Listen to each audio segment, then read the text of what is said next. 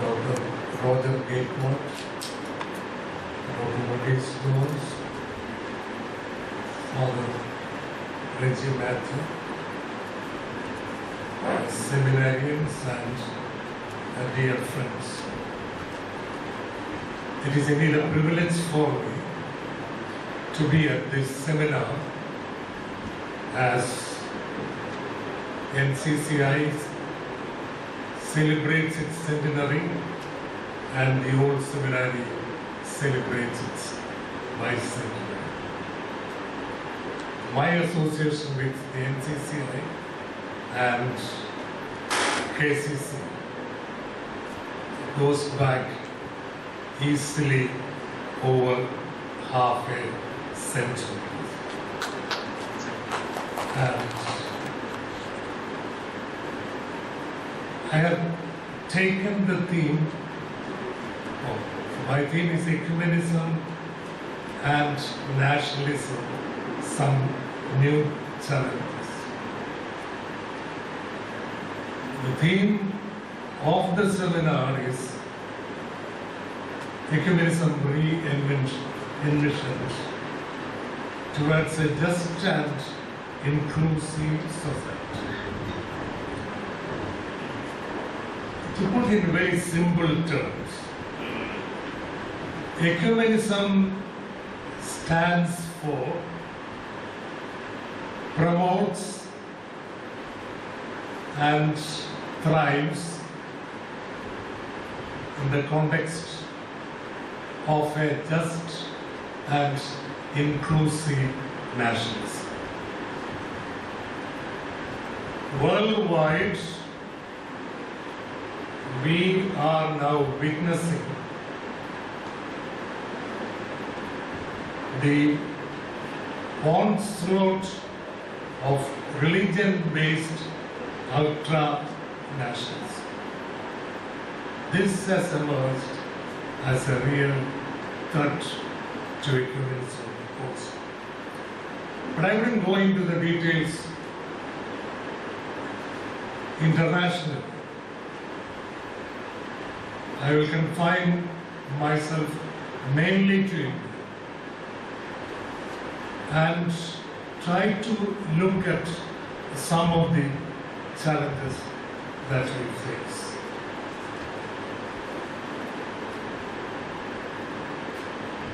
D.G. Niles, the first General Secretary of the East Asia Christian Conference,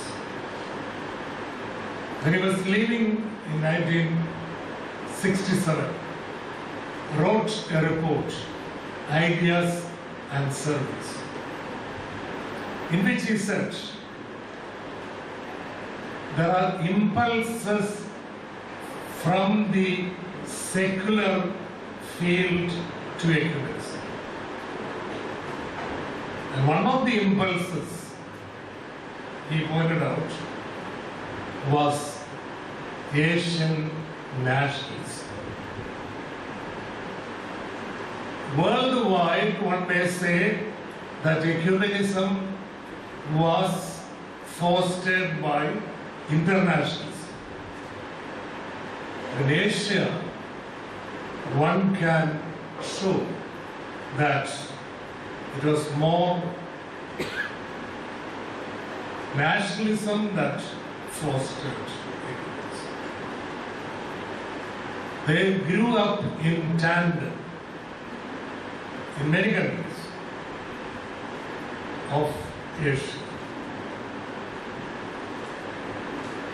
And this nationalism was partly a revolt against the West, the imperial West.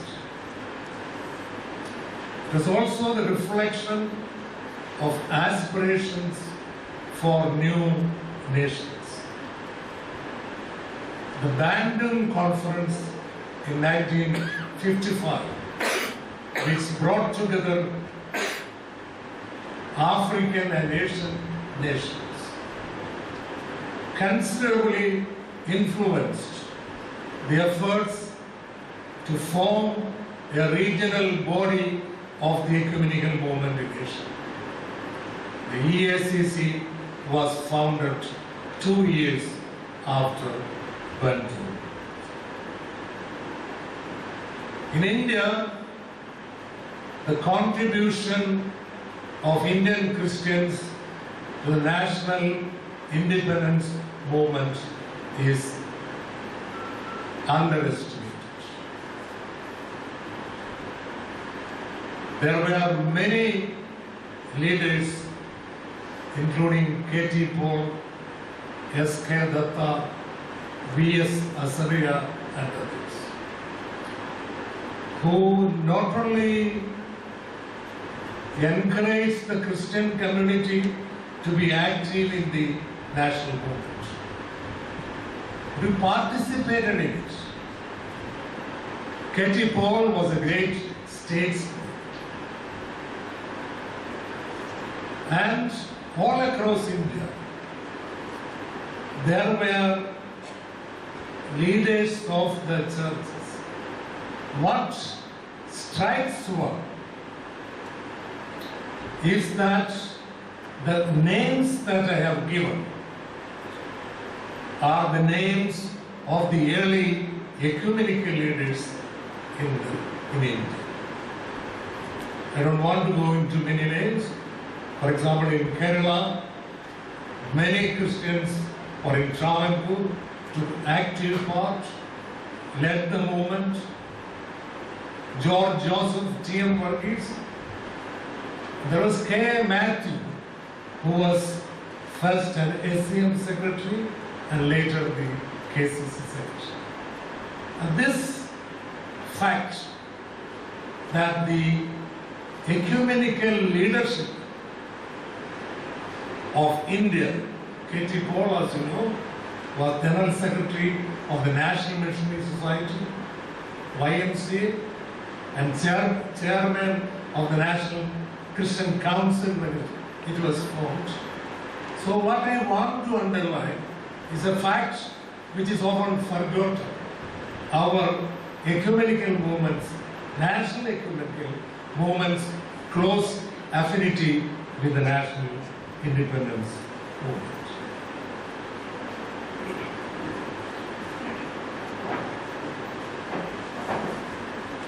Dr. Gaikwad pointed out that in the early days of independence, we spoke about nation building. As I was one of those who grew up in social thought and theological understanding, through studies and discussions by the Christian Institute of Religion and Society, led by P.D. Devanandan and M.M. Christian participation in nation. Today I will question both parts of the formation. We know what Christian participation is. But today when we speak about Christian participation, people speak about Hindu participation, Muslim participation, and strangely all post-poll surveys in this country are not in political terms, but in religious terms. How many Muslims, what percentage of Muslims voted for the Congress in Uttar Pradesh? So these are vote banks. So Christian participation now will be seen, though that is not the meaning that we give it will be seen as communal. And nation building, what is the kind of nation that we have built almost 7 decades? Whatever we have built is a building of a state in which we excluded large sections of the people, the Adivasis, the Dalits, people who live in Northeast India, and Kashmir. Did any of them have any part in the so-called nation building in this country? Yes, we have built a state which is oppressive, a state which has still black laws used mainly against those who stand for true nationalism and those in the border areas of our country, like Northeast India. So we have two competing nationalism now. One is secular nationalism, or the kind of vision or understanding of nationalism as given in the Constitution, and cultural nationalism, which is defined as based on Hindu culture. This contest between cultural nationalism and what came to be known as territorial nationalism. This contest was there from the beginning of the independence movement. Territorial nationalism meant that all the people living in this territory of India,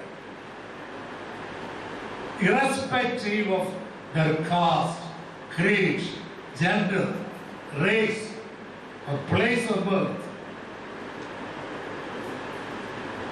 all the people have the right to live in this country, and their aspirations for nationhood are called, or is called, nationalism. So territorial nationalism.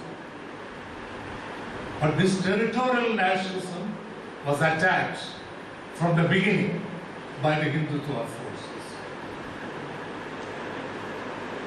And the BJP has never accepted this. The BJP, which in power, has always upheld cultural nationalism. You would have seen the report.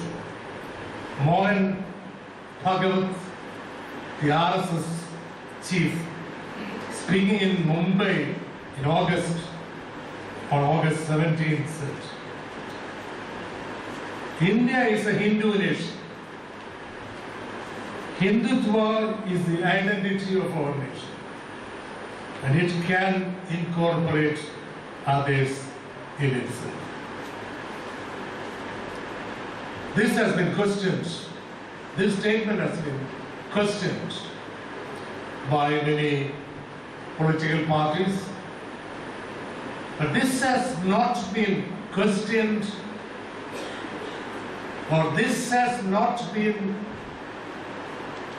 challenged by those who are in power, who preside over a secular constitution.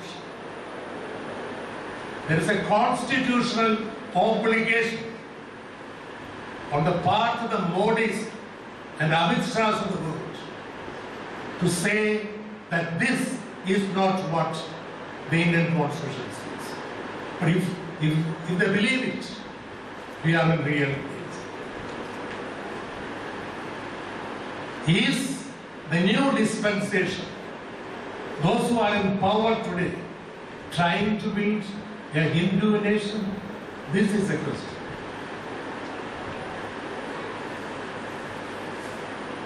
Just on the eve of the elections in Mumbai, during the general elections, Father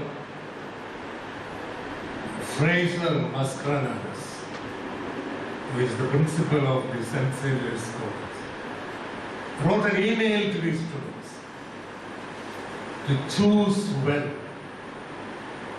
during the elections, defend secular democracy, What he said was that so that there would be no threat to secular democracy. And he added, the prospect of an alliance of corporate capital and communal forces evaluated.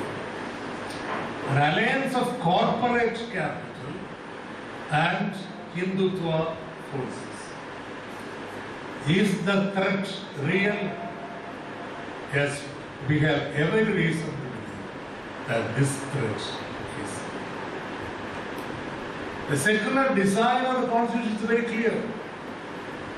We have the most generous provisions on religious freedom which can be seen in any constitution in the world. The state approaches religions in what is known or called a celebrative neutrality. Acknowledges the religion and celebrates, allows their celebration. And then we have social welfare and reform. All these are part of our secularism.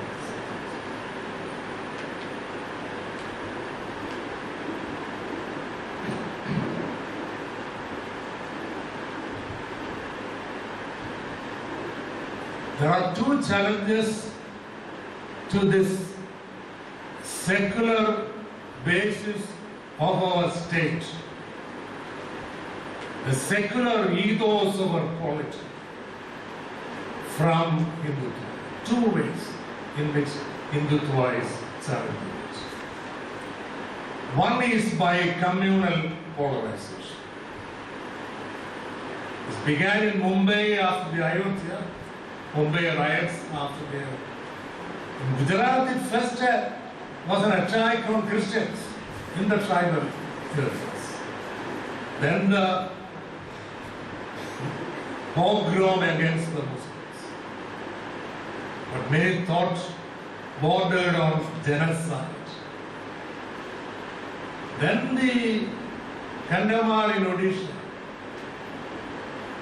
And still sporadic outbursts of fascist Hindutva go on against Muslims and Christians in many parts of India. This is the first strategy. The second strategy is redefining secularism as tolerance. So it is claimed Hinduism is tolerant. It's the most tolerant of religions. Historically nonsensical in terms of treatment of other castes, of women, etc. But still claimed as the most tolerant. And if we accept secularism, so redefined as tolerance, then it is on the path to the Hindu Rashtra. We redefine our secularism as tolerance, and the most tolerant majority religion becomes the state, and that is Hindu Rashtra. And I am emphasizing this point because it is generally accepted that tolerance will do. The Congress Working Committee once said that the tolerant character of Hinduism is the guarantor of secularism. Many church leaders in the recent months after the election of Modi, before the election of Modi, including some in Kerala, have said, if Modi can be tolerant, if the BJP government can show tolerance, everything is fine. We have no problem. And on that basis, support has been given to Modi. Giving support to the Modi regime on this basis is dangerous. And the church leaders who do this are irresponsible. They have to think through what tolerance means and secularism means. In fact,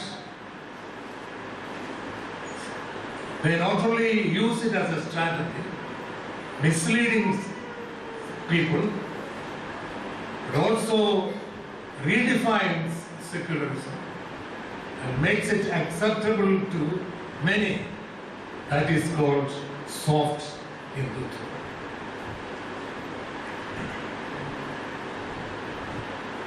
St. Xavier's principle warned against the combination of corporate capital and communal forces. The economic strategy and the political strategy followed by Narendra Modi is a combination of corporate capital and Hindutva. It's a corporatization of Hindutva. It is by polarizing the country on the Hindutva basis that development will be fast in this country. This is not a new theory advancement. This was what BJP ideologues said immediately after the Ayodhya demolition. They claimed, or they now claim, that it was the combination of the economic reforms started by Manmohan Singh and the push given by the communal polarization that led to the development of this country under globalization. In Vajpayee's, or during Vajpayee's prime ministership, this was combined. Vajpayee government gave a new momentum to neoliberalism, fast-tracked globalization. But at the same time, he promoted Hindutva agenda. Take, for example, the educational field. Globalization had the greatest impact on Indian education during Vajpayee's period. But they changed textbooks, members of advisory groups, rewrote history, and that is what we called saffronization. Hindutva agenda in education. So neoliberalism and Hindutva agenda go together. And this is now strengthened under the Modi regime. How do we respond as Christians?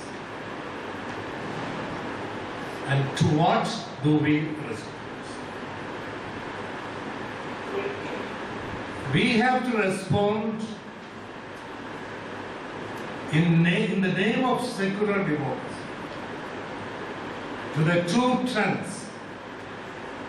One is Hindutva and the other is globalization.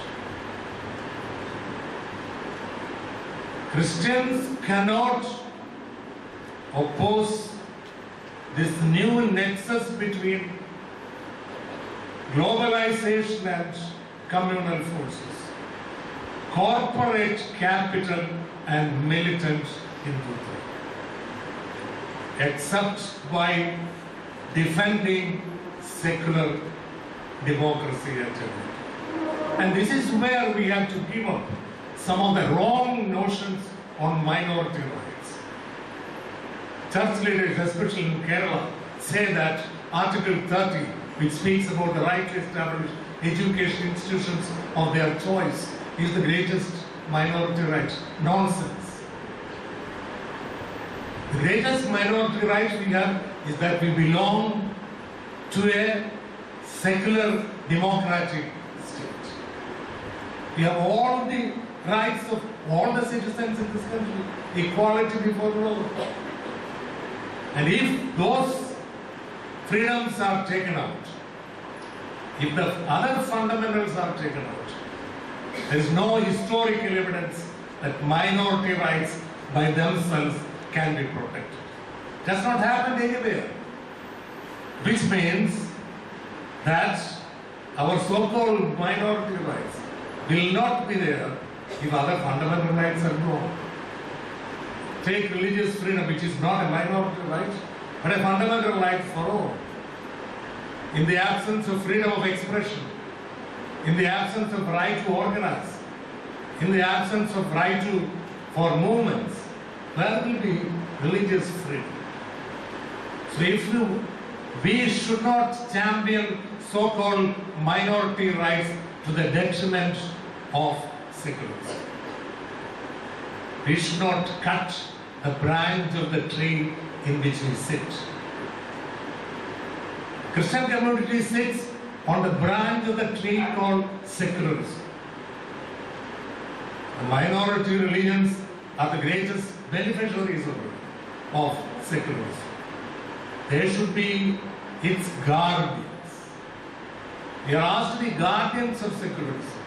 So response to Hindutva is to have the vocation of the guardianship of secularism. That becomes a vocation in faith. Because secularism represents, as we saw, justice and freedom. So this is a vocation which is demanded from us.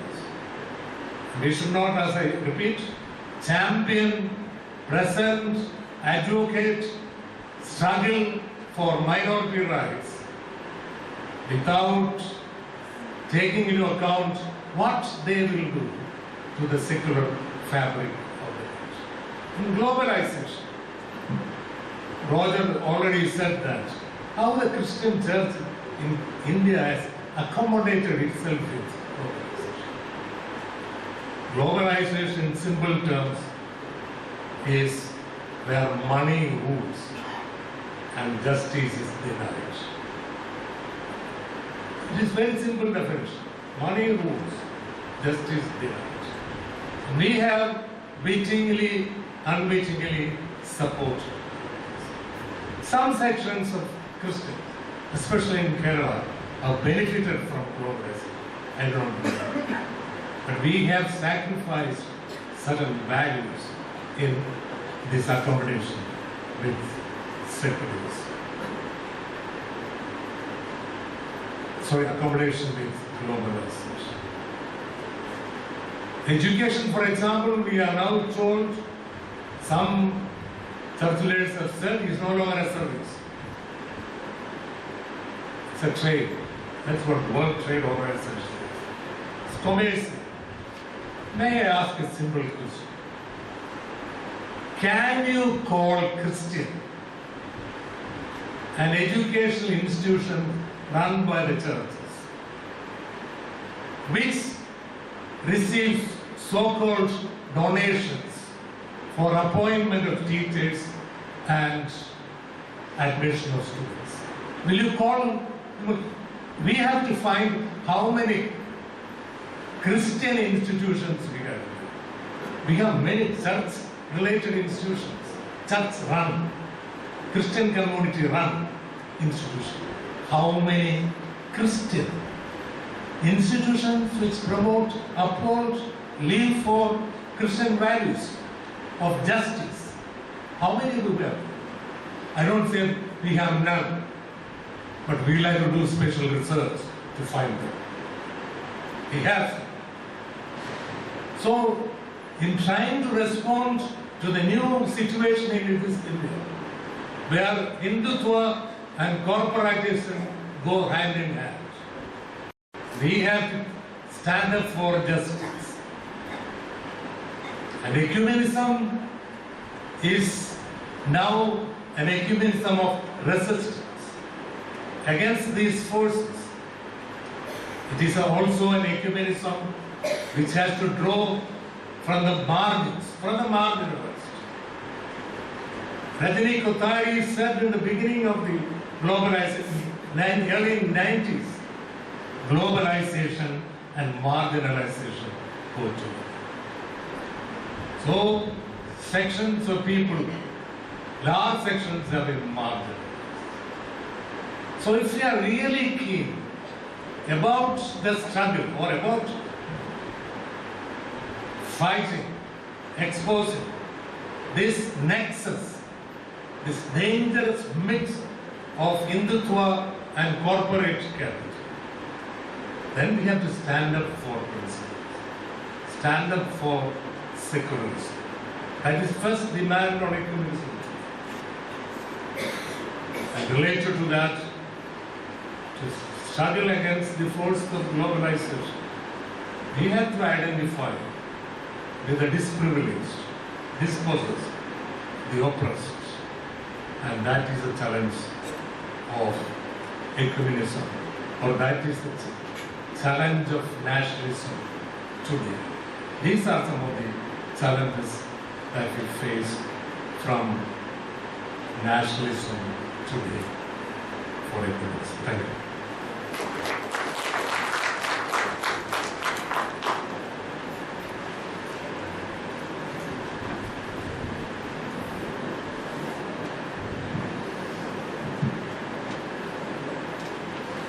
Thank you, Professor Dr. Ninan Koshy, for your most illuminating and provoking words on Indian nationalism and what does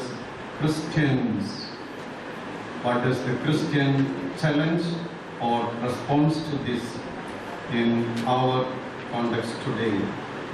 He openly asked, can you call Christian an education institution which accepts money for its functioning? He was exhorting us to undo the nexus of Hindutva and corporate that is the reality today. The only way out is our recapturing the real meaning and significance of secularism, not under the garb of minority rights, but within the beautiful rights that we have in the Indian Constitution for human rights and fundamental rights. Now we are going to listen to Professor Dr. Varghese George, the chief respondent to the paper. You may know that Professor Dr. Varghese George is the chairman of the Plantation Corporation. He is a retired professor from the Tiruvalla Marthama College. He is an expert in the field of economics, and he has been in the political scene not only as a political thinker, but also at one time as a person who tried to see the voters' rights in favor of justice or injustice. So, Dr. Varghese George will now respond to Professor Ninan Koshy's presentation.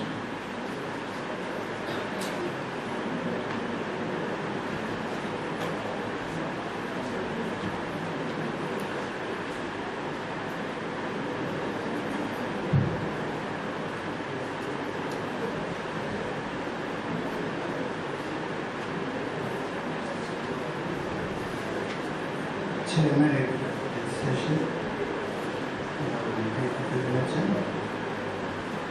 Professor Ninan Koshy, Dr. Gilcron, DHM,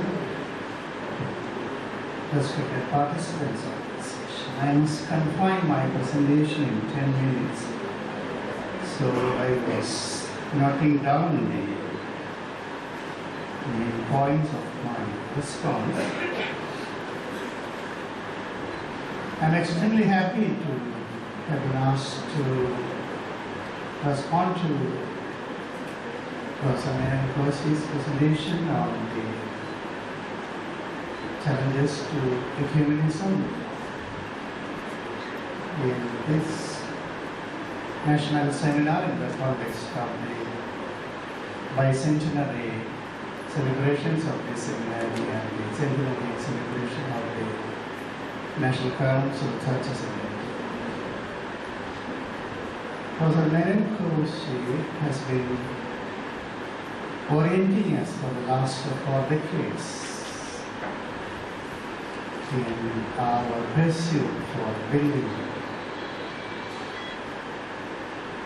an inclusive, just and participatory society, as he was earlier trained in the School of Thought of Ninan Koshy and P.D.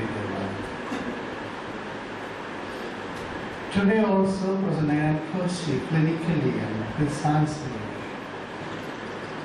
identified the 2 challenges of today's ecumenism: neoliberalism and the cultural nationalism. In the early part of his paper, he is referring to the Western missions and the search of the Asian churches for an autonomous, independent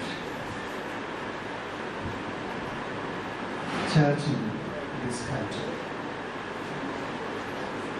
There's a beautiful book by Robert Jeffrey called Decline of Nair Dominance in Canada.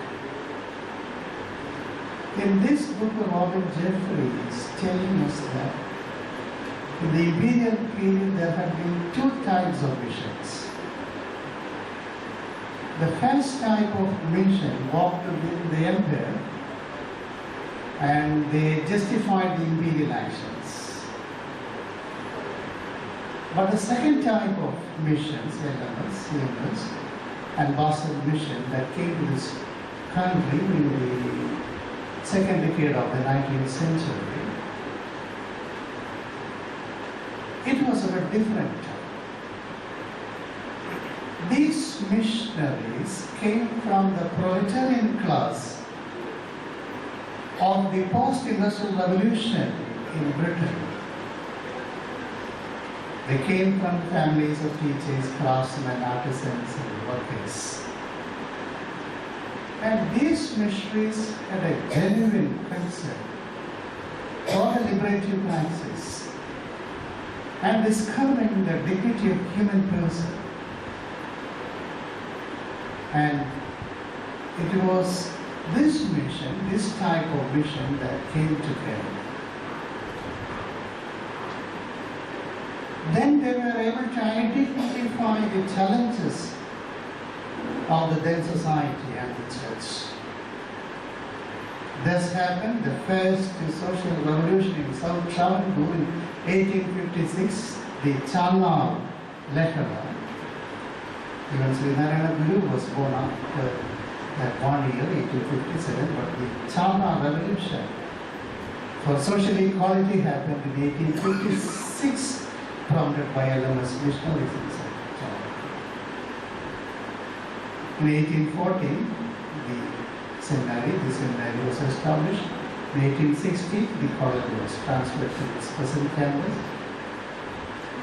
So, access to education was given to common people.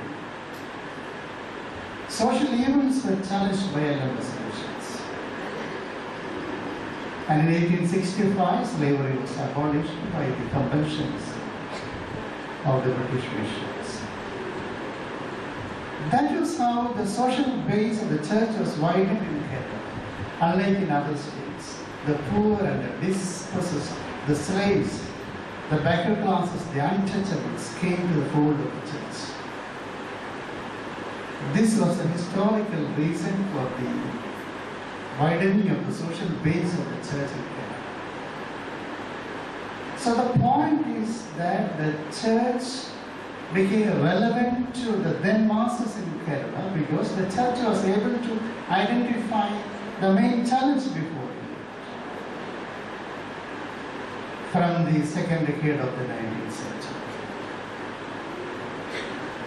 Today also we have to identify the main challenge before us if our church has to become relevant to the masses. Professor Ninan Koshy has precisely identified the twin challenges of ecumenism: neoliberalism and cultural nationalism. Neoliberalism is globalization. According to Paul Susi, this is expansive process of capital accumulation. It exacerbates the divide in society.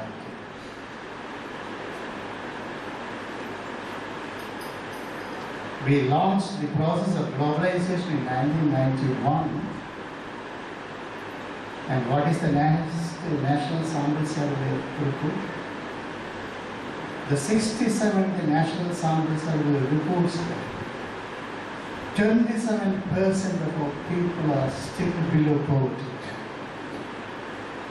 1/3 of our people live on less than 32 rupees per day. What kind of a society we are speaking about? 4 million children are out of school. 2 lakh villages do not have access to safe drinking water. Now India has overtaken South Africa in the number of AIDS patients. Now we have 5.6 million AIDS patients. The latest National Family Health Survey 3 says that of 100 women in India, 45 women are anemic due to malnutrition. National Family Health Survey says that of 100 children in India aged 1 to 5, of 100 children in India, 54 children are underweight due to malnutrition. Now, no one is speaking about land reform, including our political parties, including the mainstream political parties. How long will we deafen our ears of the cry of the poor for a piece of land in this country?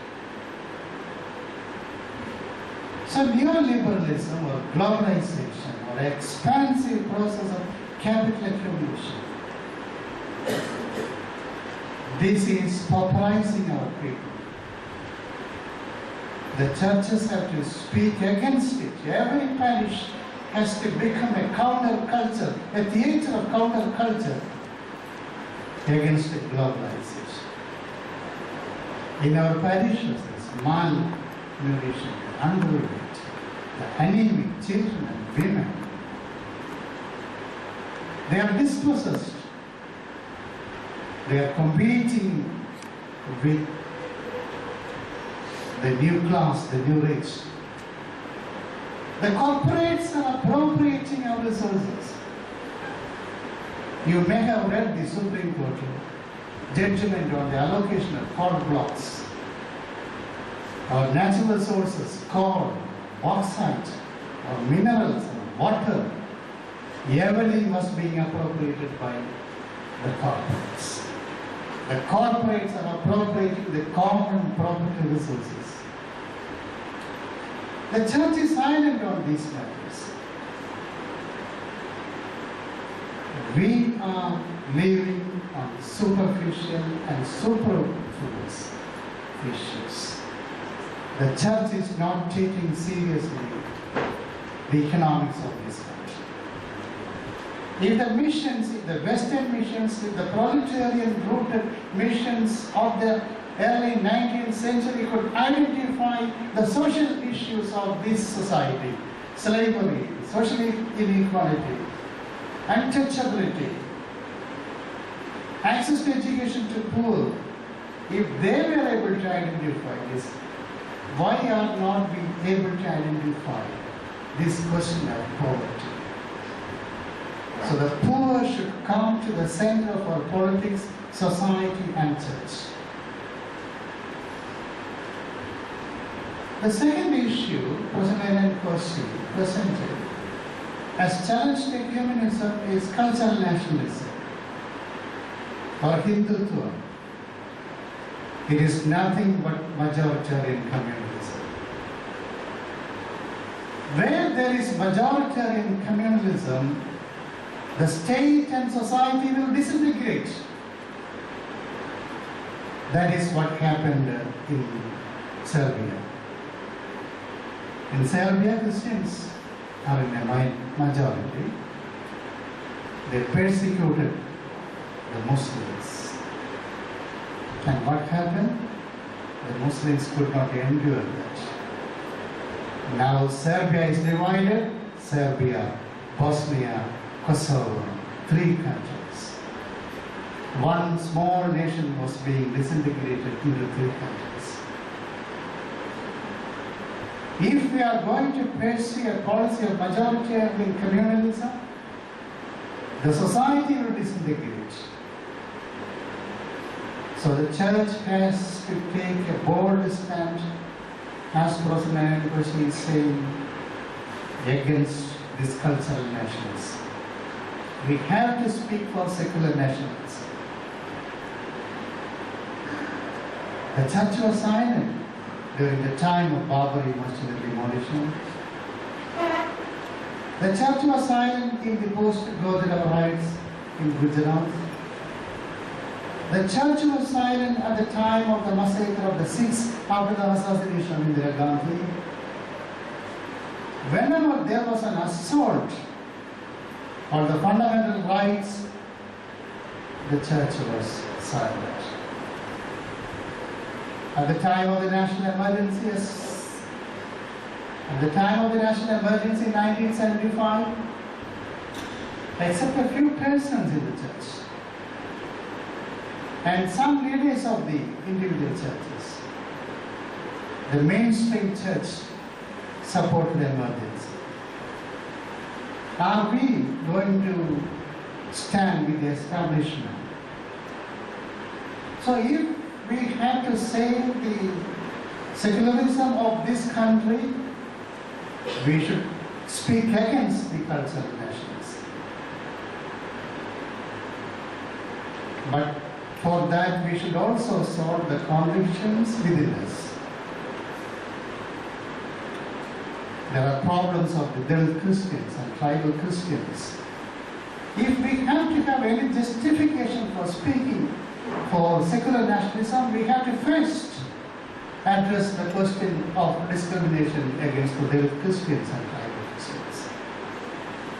Prakash Lewis was writing in Economic and Political Weekly that there are 155 bishops in the Catholic Church in India today, and there are only 18 bishops in the Catholic Church belonging to the Dalit community. 70% of the Christians in India are Dalits and backwards, and in Catholic Church their representation as priests and nuns is just 3.8%. Without resolving this question of untouchability and discrimination against the Dalits by the high caste Christians, how can we speak about secular nationalism and secularism? Still, President Ninan Koshy has given us our future challenges: cultural nationalism, challenging cultural nationalism and neoliberalism. Thank you for giving me the opportunity.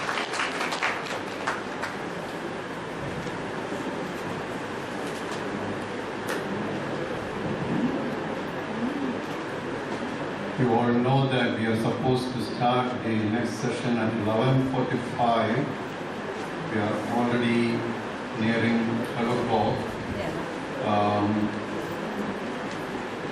But it happens everywhere. The first session may be a bit a long session than the others because of the time constraints to start, etc.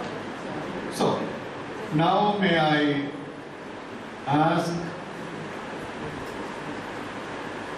one or two responses from the audience, raising their major concerns in a few words.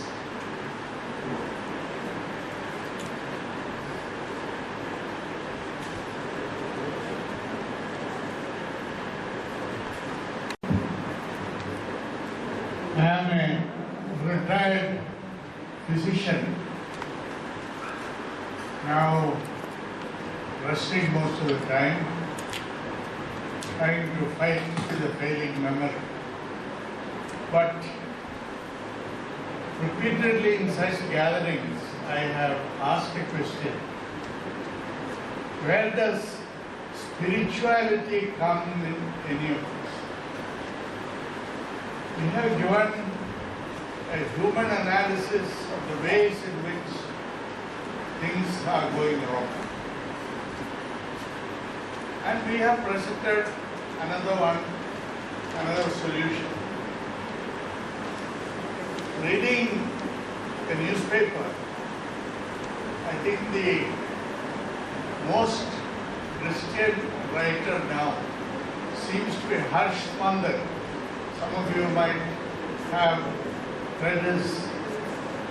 He was somebody who, seeing the things, gave up his career and entered into a life devoted to raising the poverty-stricken. Now, we can have solutions offered from a human level. The solution offered by Christ was of love and going out to people. Without love, there is no righteousness.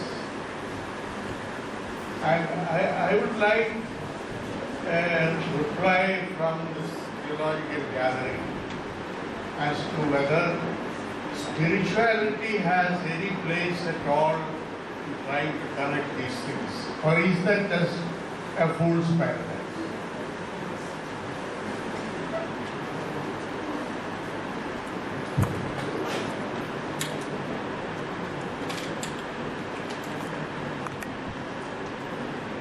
Could Christ please stand up?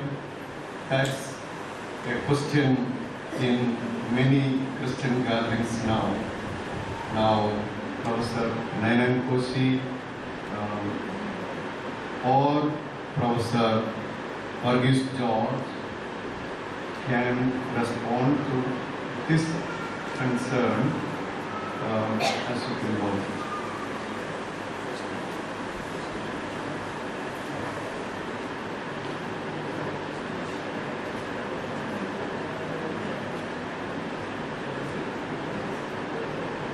I don't say that I have answered this question many times, but I have heard this question many times. And it is a relevant question. It raises the question, what is spirituality? Is it divorced from? Is it separate from our yearning for justice and freedom, motivated by Christ? Is it not, is there not a spirituality in the struggle itself for justice and peace? What is our motivation? Our motivation is Christ and what Christ took for. It is on the basis of Christian values that we struggle, we resist, and in that the spiritual foundations are very clear. We don't have to add, I don't have to add after each paragraph of my speech one verse from the Bible. Because the framework is a biblical framework, is a Christian framework of values, justice, and freedom. And we cannot divorce spirituality from human struggles motivated by Christ.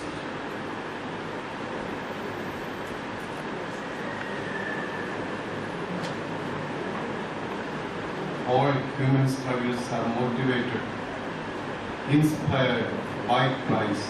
Therefore, spirituality implied. So, another question, if you please come forward.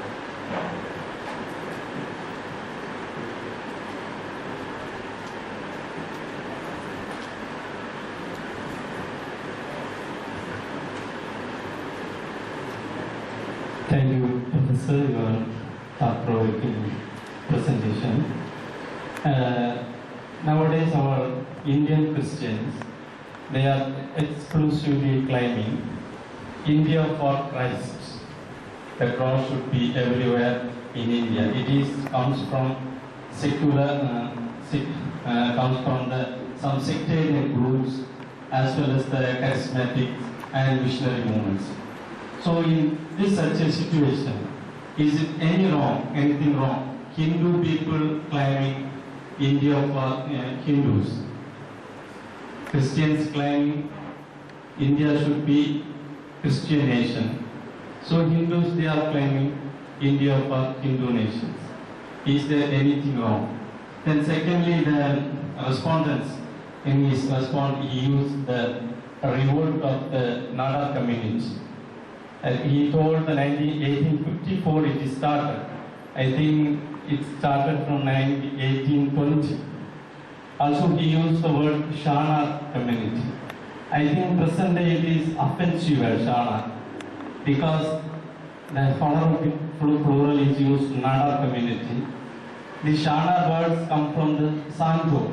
That word Santo means noble community. But unfortunately, the Brahmini community, making himself the Nada community, they use the word Shana. Then the missionaries, they wrote their own perspective in their writing Shana. So we are living in the postmodern era. So it is better to use the Nada instead of the offensive word Shana. Thank you.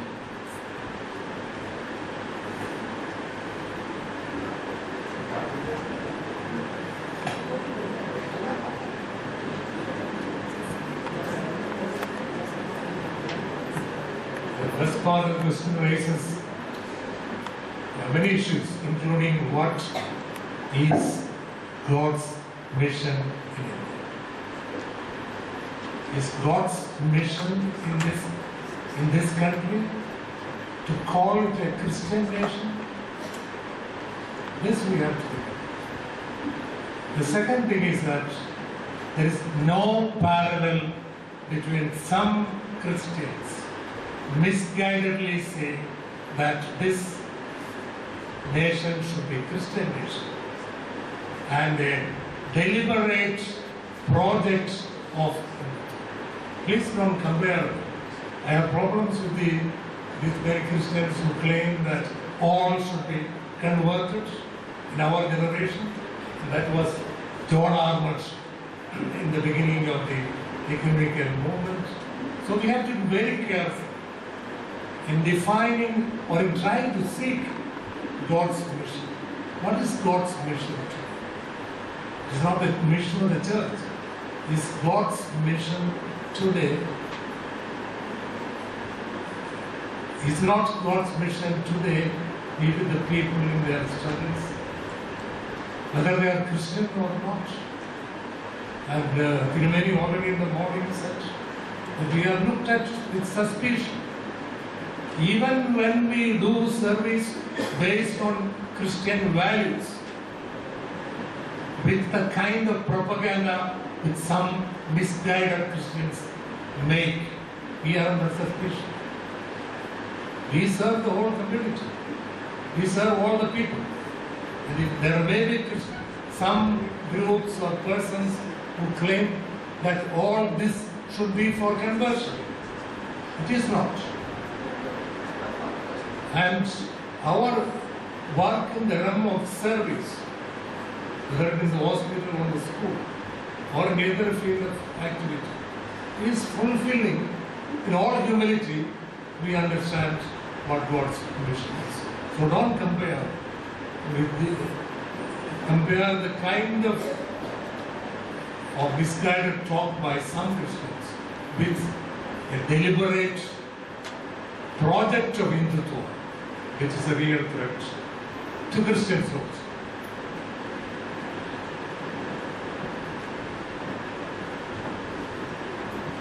Regarding the second part of the scholarly question, 3 missions came to this country in the second part of the 19th century. The first mission was LMS, taking a license from the then region, the Rani Gauri Lakshmi Parvati Thali. They started their first branch in Nagaruru. But the actual revolution, the social revolution, happened in 1856. The process was prompting the people to walk along the main roads, to draw water from the public wells, and to dress properly. These missionaries were in the process from the second decade of the 19th century. But the actual revolution, called the Chanar Lehra, happened in 1856, and we traditional historians speak even today in terms of Chanar Lehra. Postmodernists can use Chanar Lehra because this was a turning point in the history of the universe. The second missionary movement was CMS, First Mission Society, that came in 1816 in central Travancore, and the third mission was Basel Mission that came in 1820. Thank you for pointing the change in terminology.